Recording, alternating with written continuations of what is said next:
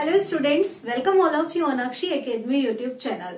बच्चों, हम ना motion in a plane chapter को लेकर चल रहे हैं और आज इस चैप्टर का जो टॉपिक है हमारे पास वो है projectile motion.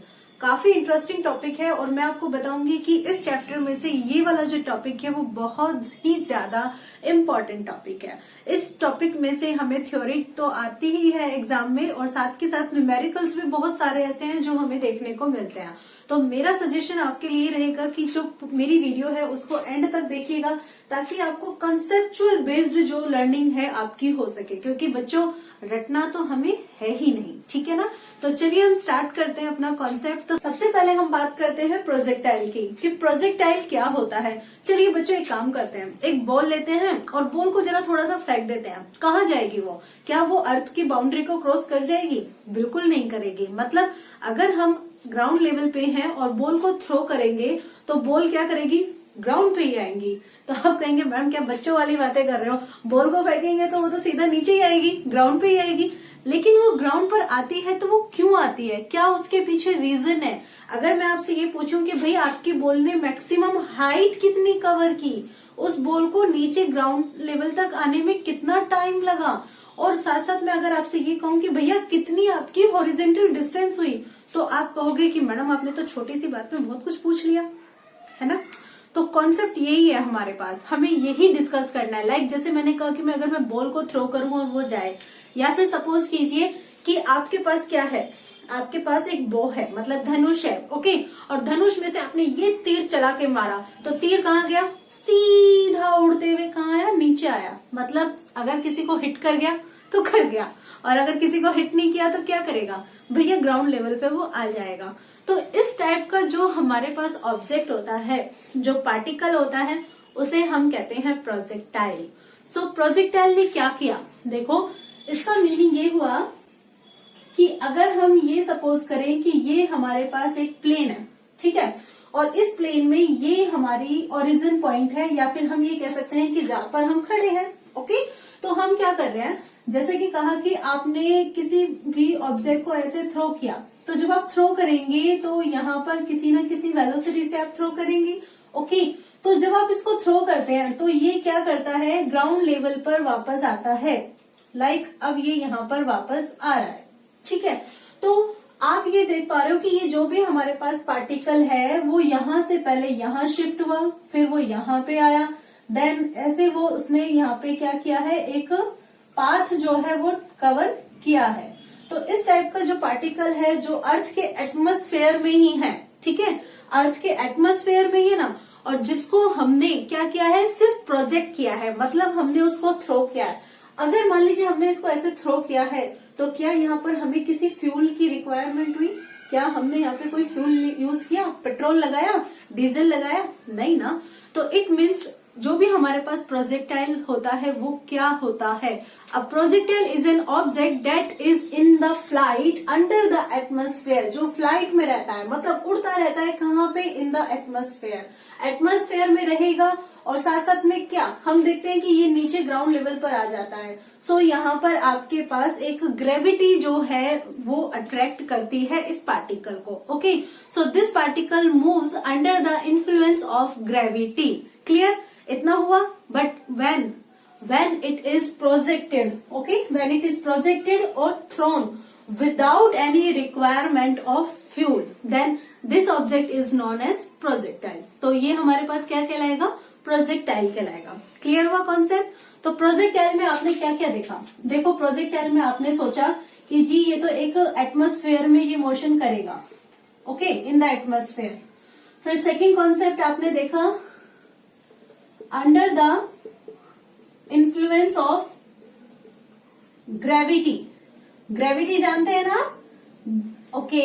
Gravity that is the acceleration due to earth, okay.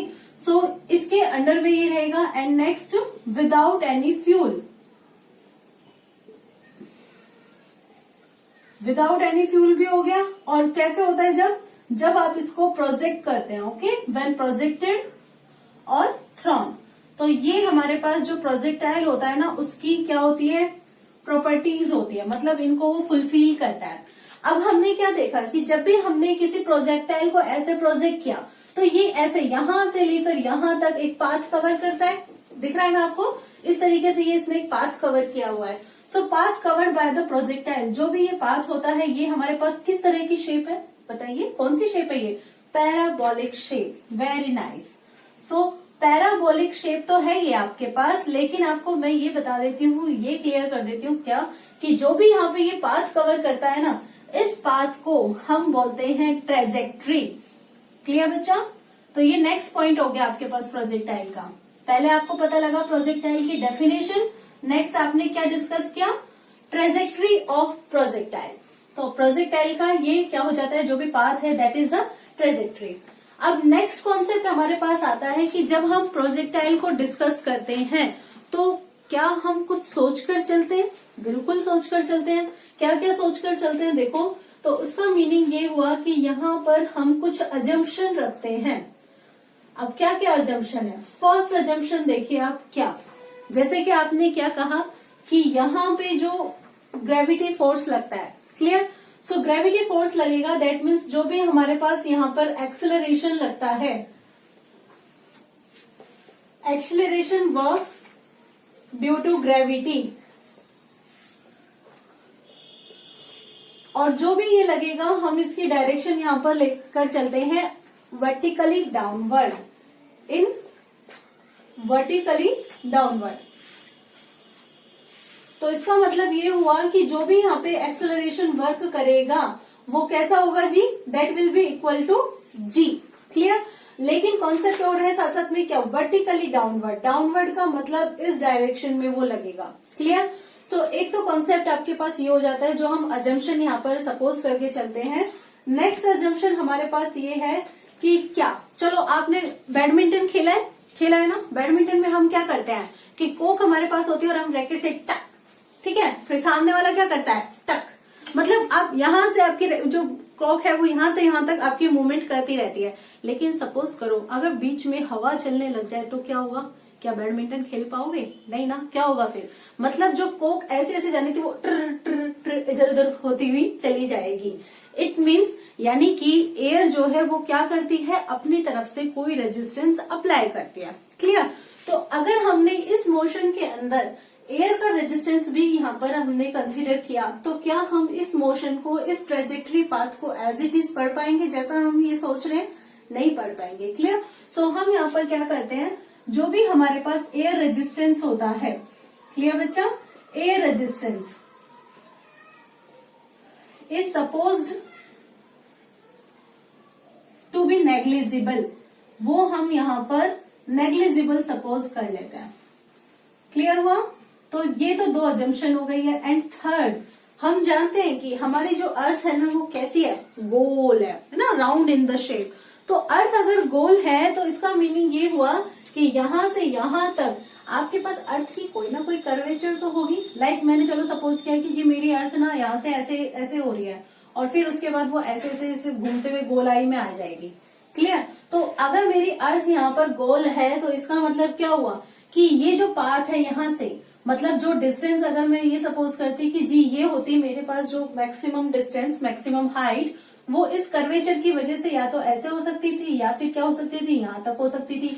It means इसके इस पर डिपेंड, मतलब फर्क पड़ सकता था, ये वैल्यू वेरी कर सकती थी। सो कॉन्सेप्ट ये हो जाता है कि जो भी हमारे पास यहाँ पे अर्थ है, इसकी जो कर्वेचर है या फिर अर्थ का जो रोटेशन है, we know that earth rotates, okay, तो इसका जो रोटेशन है और जो कर्वेचर है उसका इफेक्ट भी हम यहाँ पर क्या करते हैं, नेग्लिजिबल सपोज कर लेते हैं। Clear? So third assumption is here, effect of curvature of earth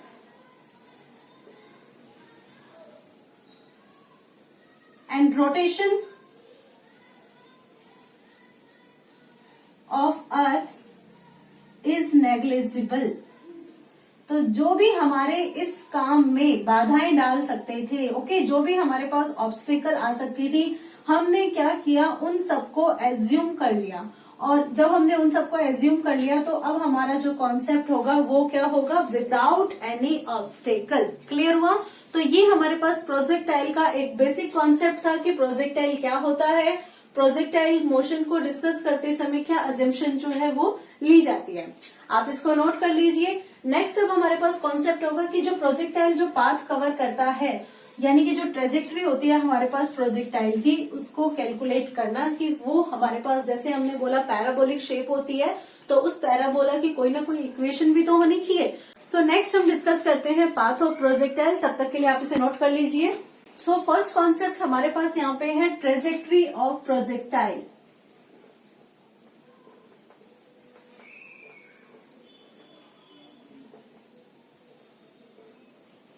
बेटा वैसे जो प्रोजेक्टाइल होते हैं ना हमारे पास 2 टाइप्स के होते हैं, ठीक है। 2 टाइप्स कहने का मतलब ये होता है कि एक तो हम ग्राउंड से किसी चीज को थ्रो करें, ओके, या फिर हम क्या करें, किसी एक सर्टेन हाइट पर आ जाते हैं, सर्टेन हाइट लाइक बिल्डिंग पर हम आ जाते हैं, और बिल्डिंग से हम किसी ऑब्जेक्ट को क्या करें, नीचे थ्रो करें।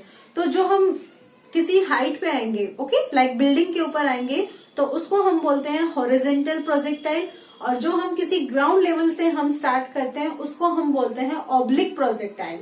बट हमारी जो एनसीईआरटी की जो बुक है उसमें सिर्फ ऑब्लिक प्रोजेक्टाइल जो है उसको अच्छे से फोकस किया हुआ है, तो हम पहले क्या करेंगे, ऑब्लिक प्रोजेक्टाइल जो है उसी के ही केस को डिस्कस करेंगे, और उसके बाद में हम क्या करते हैं, हॉरिजॉन्टल प्रोजेक्टाइल का भी कॉन्सेप्ट ले लेंगे। तो पहले हम ऑब्लिक प्रोजेक्टाइल में चल रहे हैं, ठीक है। ऑब्लिक प्रोजेक्टाइल जो हम ग्राउंड से थ्रो करते हैं किसी ऑब्जेक्ट को। सो ऑब्लिक प्रोजेक्टाइल को डिस्कस करते हुए हम क्या करते हैं, एक प्लेन सपोज कर लेते हैं, ठीक है। ये जो प्लेन है हमारे पास एक्स वाई प्लेन है, हॉरिजॉन्टल एक्सिस जो है वो हमारा एक्स एक्सिस है, और ये हमारे पास वाई एक्सिस है, और दिस इज अवर ओरिजिन। अब हम यहाँ सपोज कर रहे हैं कि हम ओरिजिन से किसी ऑब्जेक्ट को ऐसे थ्रो कर रहे हैं और वो ऐसे आएगा, ठीक है। तो आपका जो ऑब्जेक्ट है वो ग्राउंड लेवल पर यहाँ पे आ जाता है, ये एक्स एक्सिस है आपका, ठीक है। तो जब आप ओरिजिन से इसको थ्रो कर रहे हैं, तो यहाँ पे कोई ना कोई वेलोसिटी तो आपकी होगी। Let this velocity be u velocity. हम सपोज करते हैं कि ये क्या है, हमारे पास इनिशियल वेलोसिटी है। सो यहाँ पर मैं मेंशन कर देती हूँ, let initial velocity of projectile कितना है भाई, u है। ओके बच्चा, अब आपके पास इनिशियल वेलोसिटी u है, तो इसके पास आप देख रहे हैं x और y दो आपके पास एक्सिस है, ठीक है। अब जब आप इसे थ्रो कर रहे हो तो यहाँ पर कोई ना कोई एक एंगल भी आप बना रहे होंगे, ठीक है। थीटा जो है वो आपका एंगल हो जाता है। सो और ये जो एंगल है कहाँ पे है, जो भी आपकी वेलोसिटी है, इनिशियल वेलोसिटी की डायरेक्शन और हॉरिजॉन्टल एक्सिस के बिटवीन में आपका ये थीटा एंगल है। तो हमने क्या देखा कि जी u है, ठीक है। u हमारे पास क्या है, रिजल्टेंट वेलोसिटी है, तो इसको x एक्सिस में भी इसका कंपोनेंट होगा और y एक्सिस में भी क्या होगा, इसके कंपोनेंट होंगे। तो अगर हम यहाँ पर ये लेकर चले ux, x component of u initial velocity का, ओके, और uy लेकर चले हम y कंपोनेंट ऑफ u, तो इनकी वैल्यूज क्या क्या होंगी। तो उसके लिए हमें ऐसे सपोज करना होगा कि u हमारा क्या है, रिजल्टेंट है। अगर रिजल्टेंट है तो बच्चों यहां से लेकर यहां तक, मतलब ये हमारे पास एक पैरेललोग्राम वाली सिचुएशन आ जाती है, ठीक है। और जब हमारे पास ये पैरेललोग्राम वाली सिचुएशन आ जाती है तो ये वाला जो हमारे पास कंटेंट आता है यहां तक का, दिस इज अवर ux, ये हमारा ux है, that means x component, okay. और ये वाला जो होगा हमारे पास क्या होगा, y कंपोनेंट होगा, क्लियर है। तो ux की वैल्यू आपके पास बेस होता है, मतलब हॉरिजॉन्टल कंपोनेंट होता है, सो हम इसे नोट कर सकते हैं, that is equal to u cos theta. And y component जो होता है वो क्या होगा भाई, that will be vertical component, और इसकी वैल्यू क्या होगी, u sin theta. So it is equal to u sin theta. So concept हमारे पास ये हुआ कि ux तो हमारे पास है जी u cos theta, clear, and uy हमारे पास है u sin थीटा।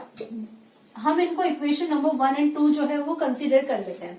नेक्स्ट हमने क्या लिया था, यहाँ पे अजम्पशन लिया था, क्या, कि जो भी हमारे पास एक्सेलरेशन है, ओके, एक्सेलरेशन जो भी है that is in vertical downward direction. Vertical downward direction मतलब आप उस एक्सेलरेशन को नीचे की डायरेक्शन में लेंगे, क्लियर।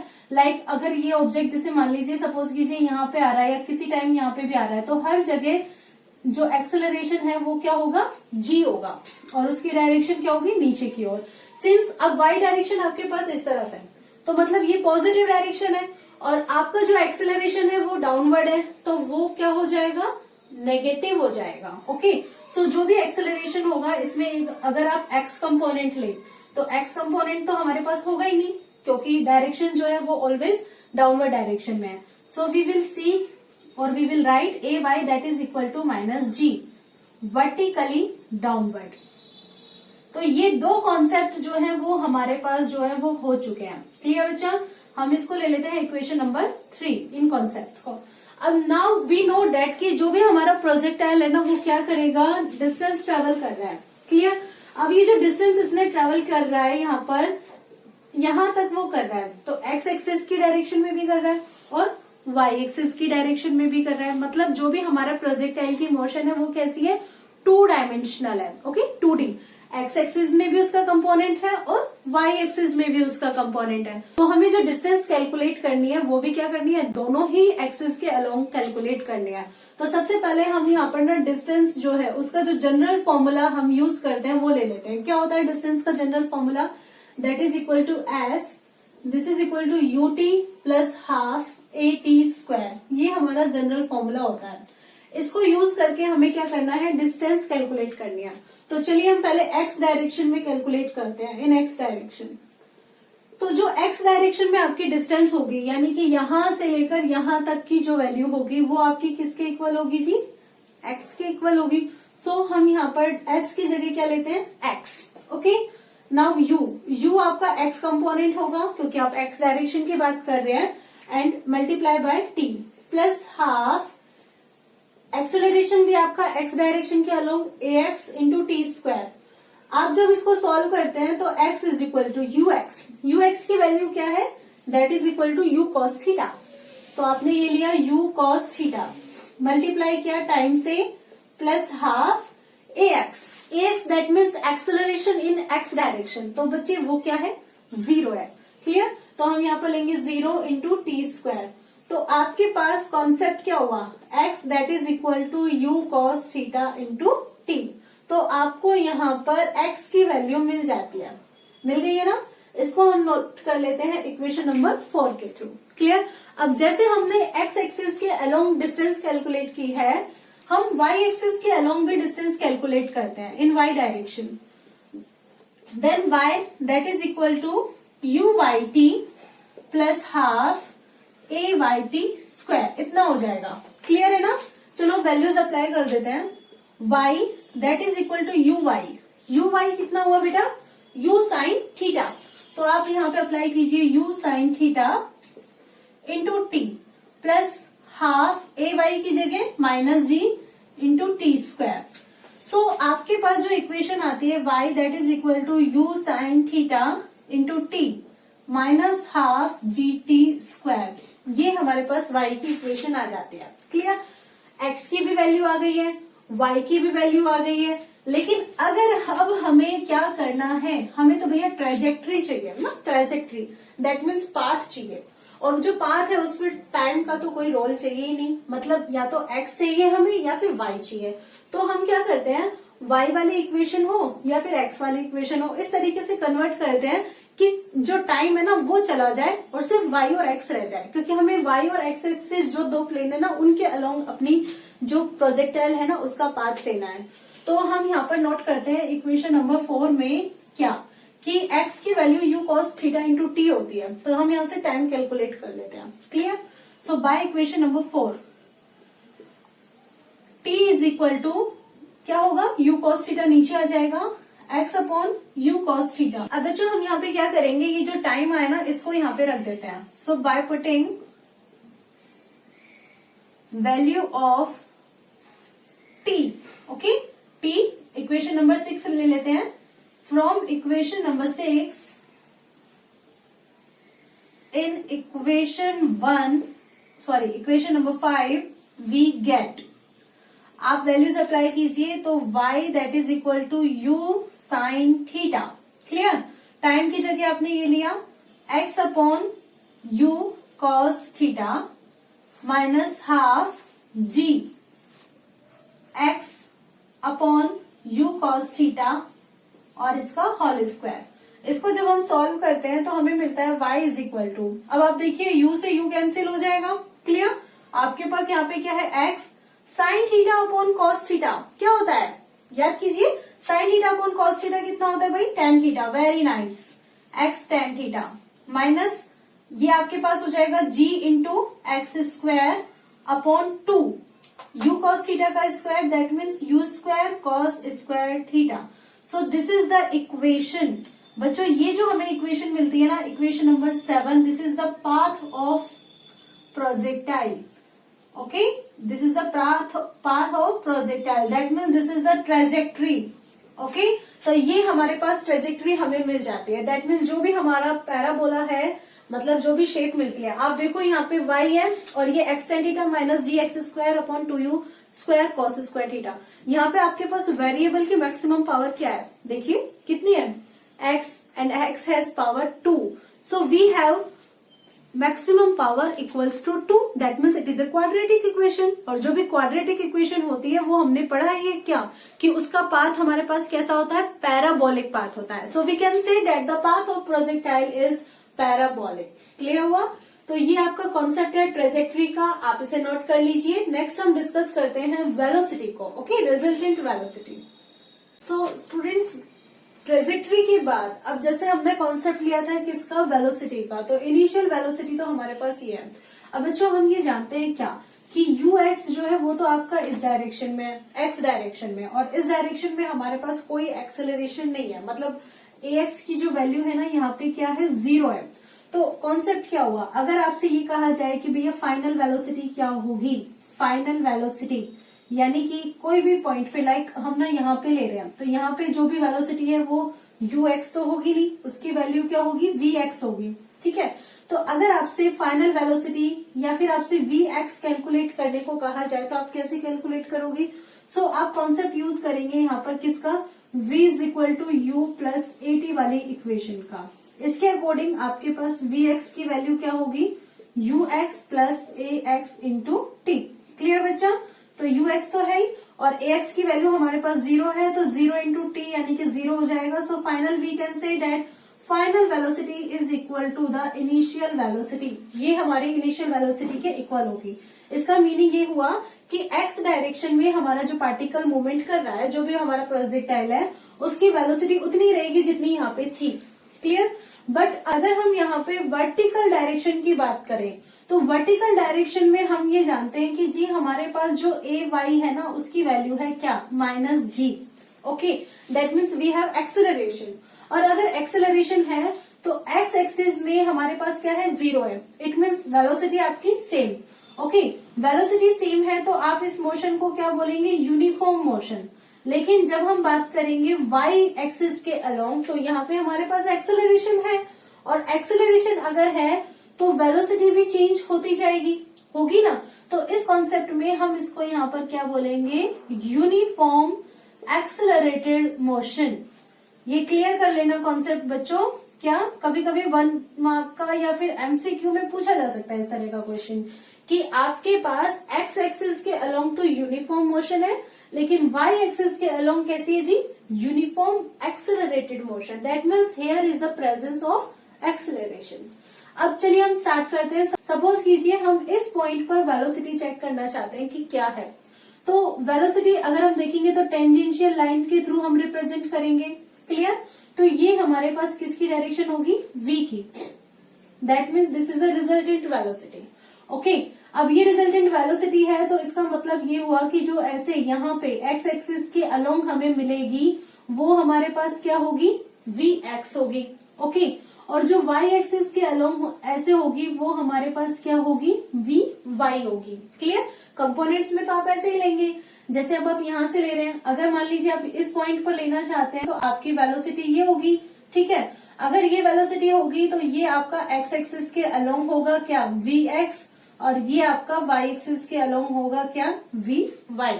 इस तरह से हम क्या करेंगे, हमारे जो वेलोसिटी है उनको कंपोनेंट्स में रिजोल्व कर लेंगे। तो बच्चों हमने वी एक्स का तो कॉन्सेप्ट ले लिया, क्या, this is equal to u x. So we can say that v x that means this is equal to u cos theta. ये हमारा एक कॉन्सेप्ट है जब हम बात कर रहे हैं किसमें, एक्स डायरेक्शन में, but we are talking about y direction now. So in y direction we are saying that a y is equal to minus g. तो बच्चों आपके पास वी वाई की वैल्यू क्या होगी? This will be equal to u y plus a y into t. That means u y यानी कि u sine theta, a y की वैल्यू क्या होती है? माइनस जी, वेरी गुड, इंटू टी। तो this is the value of v y. तो बच्चों वहां पे हमारे पास कौन सी इक्वेशन आई थी? यहाँ पे हम नेम दे देते हैं 8 और 9। So now we have v x and v y both. Okay, v x that is equal to u x, that means u cos theta, and v y that is equal to u sine theta minus g t. तो बच्चों जब आपके पास x और y direction दोनों ही होती है तो आप रिजल्टेंट कैलकुलेट कर सकते हैं। कर सकते हैं ना? कैसे?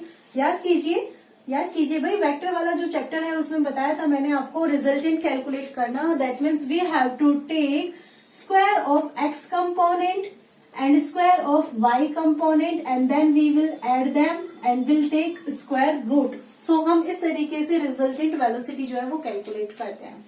सो आपके पास यहाँ पे जो भी वैल्यूज हैं अप्लाई कर दीजिए। V x that means u cos theta whole square plus v y u sine theta minus g t whole square. Solve कीजिए,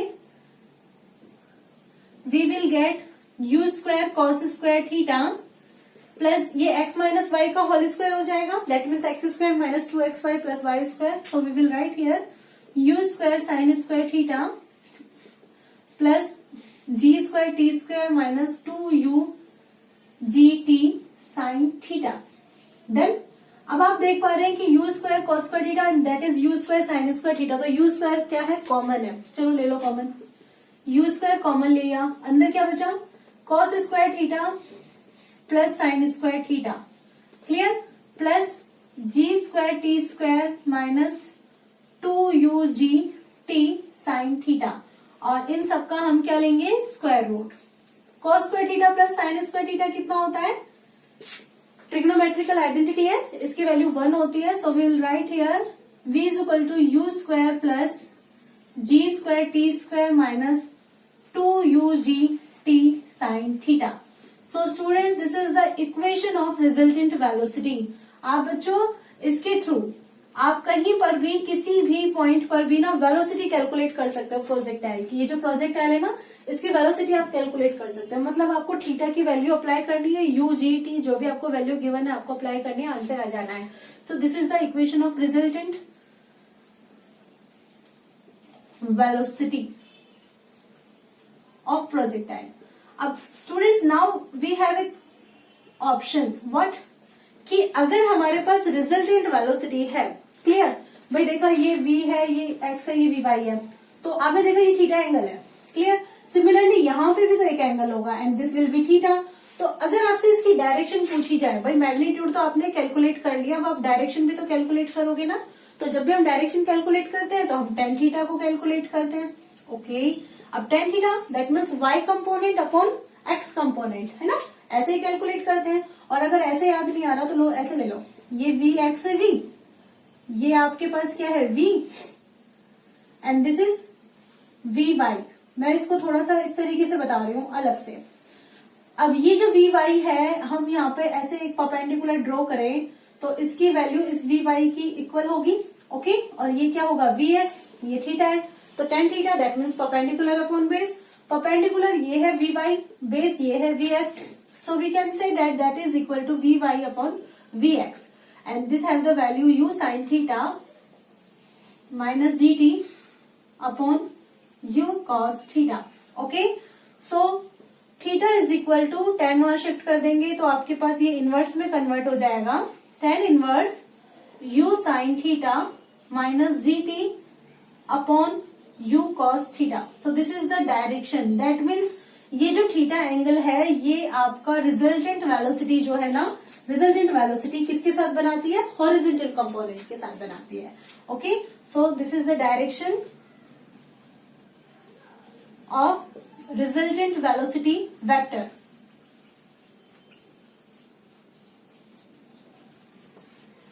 और you can say that this is the angle between velocity vector, that means resultant velocity vector, and horizontal component, that is Vx. So students, आपके यहाँ पर equation number 9 and we know, हम इसको name देते हैं 10 and this is 11। तो हमारे पास यहाँ पे रिजल्टेंट वेलोसिटी का भी कॉन्सेप्ट जो है वो कंप्लीट हो जाता है। अब आप जैसा कहते हैं कि मैम वीडियो थोड़ी लंबी हो जाती है, तो एक काम करती हूँ, मैं इस वीडियो को यहीं पे ही क्लोज करती हूँ। नेक्स्ट वीडियो में हम डिस्कस करेंगे इसके अदर फीचर्स, लाइक कि जो भी हमारे पास ये प्रोजेक्टाइल है, ये मैक्सिमम कितनी हाइट तक जाता है, कितनी रेंज कवर करता है, और इतनी रेंज कवर करने में इसे कितना टाइम लगता है, that means time of flight. तो हम इन सभी फीचर्स को नेक्स्ट वीडियो में डिस्कस करेंगे। तब तक के लिए बाय बाय, टाटा।